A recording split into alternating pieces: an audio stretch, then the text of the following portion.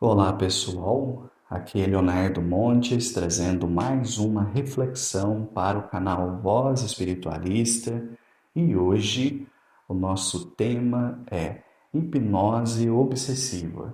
Se você quiser ouvir outras reflexões, acesse youtube.com/Voz Espiritualista. Lembre-se de se inscrever, ativar o sininho de notificações e nos ajude compartilhando para que mais pessoas possam ter acesso a esses conteúdos, beleza? Muito bem, antes de nós começarmos, 3 recadinhos. Primeiro recado, eu te convido a conhecer o meu mais novo livro, O Lado Amargo da Espiritualidade, cujo download está gratuito aqui na descrição do vídeo, basta você clicar. O segundo recado é: eu criei um Instagram exclusivamente para falar de Umbanda. Então, se você tem interesse nesse assunto, curte lá, segue lá no Instagram, beleza? E o terceiro recadinho é: alguns de vocês sabem, outros não, mas eu sou psicólogo e estou atendendo pela internet. Se você tem interesse em fazer terapia, procure aqui na descrição do vídeo, tem as minhas redes sociais, manda uma mensagem que a gente conversa, beleza? Então vamos lá para o nosso assunto, hipnose obsessiva. Bom, se você estudar os livros do espírito André Luiz, você vai ver que em vários livros ele cita esse fenômeno espiritual, que basicamente é o quê? O espírito obsessor usa da sua energia projetada sobre uma mente fragilizada, no caso, um obsidiado, um monte de ideias e conceitos que vão ficar fixos na sua cabeça como uma enxertia psíquica, a fim de que ele faça ou não faça tal coisa. Então, por exemplo, no livro Libertação, ele descreve um processo muito interessante em que 2 espíritos especialistas nisso ficavam ao redor de uma moça que estava bastante enferma, insuflando nela pensamentos de doença o dia inteiro. E é nesse momento que você deve se lembrar de alguém que você já conheceu em algum momento que tinha mania de doença e que todo mundo achava que ela simplesmente tinha um parafuso a menos, mas muitas vezes não. Muitas vezes isso é parte de um processo obsessivo, em que a entidade fica fixamente projetando a sua energia mental sobre o indivíduo a ponto dele ficar repetindo aqueles conceitos, ele fica preso naquelas crenças. Então, isso é um processo muito comum nos casos de obsessão. O que poucas pessoas sabem é que esse processo também acontece entre os encarnados.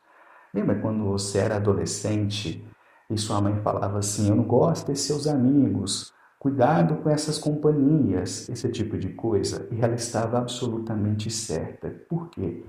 Porque uma pessoa que tem uma mente vigorosa, ela influencia quem tem uma mente mais fraca. Isto é um processo absolutamente comum e cotidiano. Às vezes, a gente vê, por exemplo, alunos que fazem coisas absurdas pela força do grupo, mas não é simplesmente pelo efeito manada ou pelo convencimento verbal, mas porque ali naquele grupinho tem um líder que ele tem uma mente mais forte, uma mente mais vigorosa, e ele consegue, não só através das suas palavras, mas através da energia psíquica que ele projeta sobre o outro, convencer aquela pessoa a fazer uma coisa que ela não queria. E nem sempre, ou melhor, quase sempre, esse líder nem tem ideia de que ele está fazendo isso.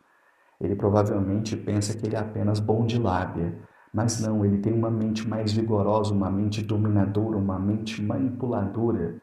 Então, muito além das palavras, a energia mental é capaz de induzir as pessoas a fazerem coisas que elas não queriam fazer.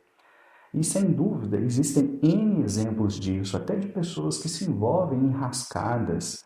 Olha, o tanto de psicografia que eu já vi de pessoas, por exemplo, que desencarnaram no primeiro assalto e que depois escrevem e dizem assim: eu não sei o que aconteceu comigo, porque eu não tinha motivo para roubar. Eu não tive uma cabeça firme. Eu fui na ideia do grupo.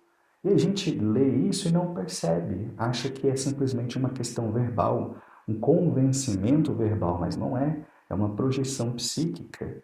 Quantas pessoas, por exemplo, começam a repetir ideias e conceitos de uma pessoa que ela admira ou o que ela tem medo, por exemplo? Às vezes tem aquele familiar que tem um monte de ideia maluca e de repente você começa a perceber que as pessoas que estão ao redor dele estão repetindo aquelas ideias. Muitas vezes acreditam naquelas ideias, mas não por elas, mas por força de uma certa hipnose obsessiva.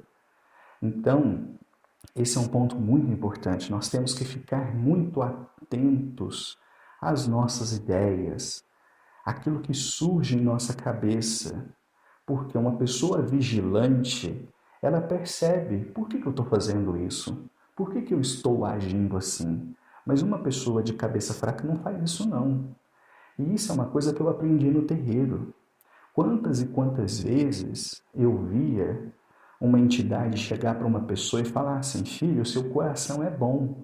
Você não é um espírito ruim. Você não tem maldade, mas a sua cabeça é fraca. O que quer dizer isso? Que aquela pessoa não é essencialmente um espírito perverso, um espírito mau, mas é uma pessoa que não tem uma mente vigorosa. A mente dele é muito suscetível, é uma pessoa muito influenciável. Então, essa influência não ocorre apenas pela fala, ocorre pela energia projetada na mente da pessoa. E é isso que explica várias pessoas que às vezes a gente conhece, tem em boa conta, cometerem atos bizarros. Da gente parar e falar: gente, o que está acontecendo com fulano? Por que ele está agindo assim? E muitas vezes nem a própria pessoa percebe. Isto é uma hipnose espiritual. É a capacidade que uma mente mais vigorosa tem de plantar uma ideia numa mente mais fragilizada. E isso acontece entre os espíritos, acontece dos espíritos para os encarnados e acontece também entre os próprios encarnados. Então nós temos que ficar muito vigilantes, muito atentos com a nossa companhia. Não só companhia no sentido de amizade, companhia familiar, companhia no serviço, porque se nós não estivermos vigilantes, pode ter alguém ali que venha a dominar a nossa cabeça. Isso nunca leva a boa coisa. Vou parando por aqui. Um abraço. Até a próxima.